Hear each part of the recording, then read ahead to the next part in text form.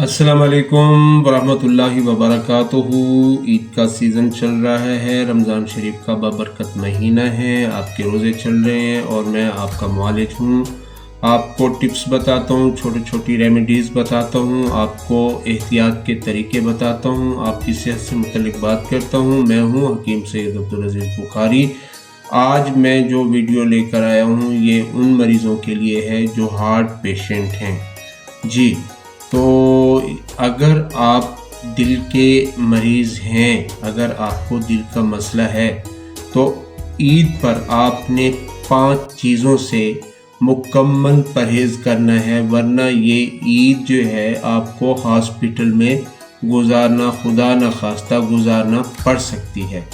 तो अगर आप इन 5 चीज़ों का ख्याल करेंगे तो यकीनन आपकी ईद बहुत खुशगवार, बेहतरीन और ज़बरदस्त गुजरेगी इंशाअल्लाह अज़ीज़। ईद आपको पता है खुशी का दिन है, लेकिन दिल के मरीज़ों के लिए ये दिन ख़तरनाक भी बन सकता है, ख़ास तौर पर अगर एहतियात ना की जाए।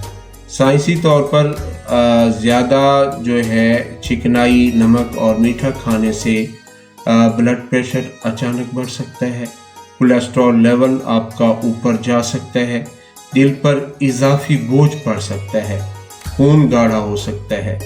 तो आपने बचना है किन चीज़ों से? ज़्यादा तली हुई और चिकनाई वाली ग़िज़ाएँ, बहुत ज़्यादा नमकीन और मसालेदार खाने, एक वक्त में ज़्यादा मिक़दार में खाना, कोल्ड ड्रिंक्स और मशरूबात का ज़्यादा इस्तेमाल करना, दवाएँ बिल्कुल छोड़ देना या वक्त पर ना लेना।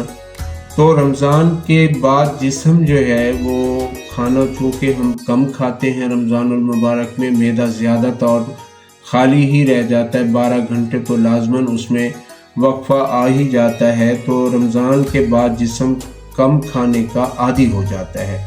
जब ईद पर अचानक ज़्यादा खाना खाया जाता है तो दिल को ज़्यादा खून पंप करना पड़ता है, ये आपको भी मालूम होगा, जिससे दिल की धड़कन तेज़ और ब्लड प्रेशर हाई हो सकता है।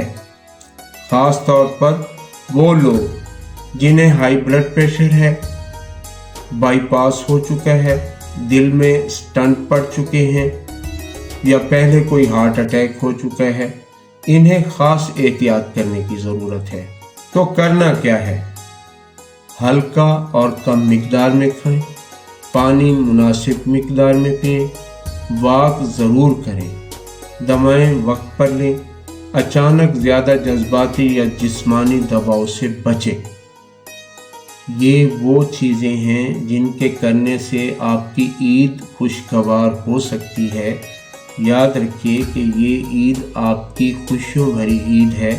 खुदा न खास्ता आपके साथ जो लोग ईद मना रहे हैं, आपकी वजह से उनकी भी ईद ख़राब हो तो ये कितनी मुश्किल बात हो जाएगी। अल्लाह तबारक ताला से दुआ है कि आपकी और हमारी ईद खुशियों भरी हो और सेहत से मुज़य्यन हो।